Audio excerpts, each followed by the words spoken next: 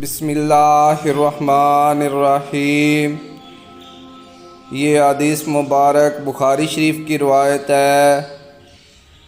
رسول اللہ صلی اللہ علیہ وآلہ وسلم نے ایک شخص کو اپنا ایک خط دے کر بھیجا اور اسے یہ حکم دیا کہ اسے حاکم بحرین کے پاس لے جائے۔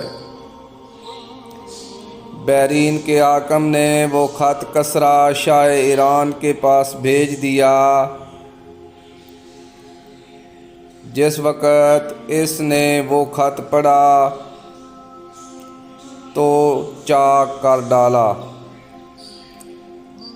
راوی کہتے ہیں اور میرا خیال ہے کہ ابن مسیب نے اس کے بعد مجھ سے یہ کہا۔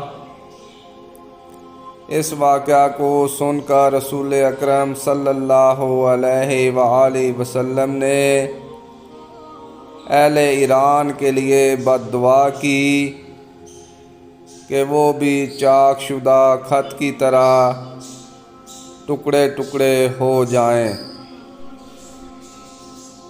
پیارے دوستو، اس طرح کی مزید احادیث کے لیے چینل کو سبسکرائب کر لیں۔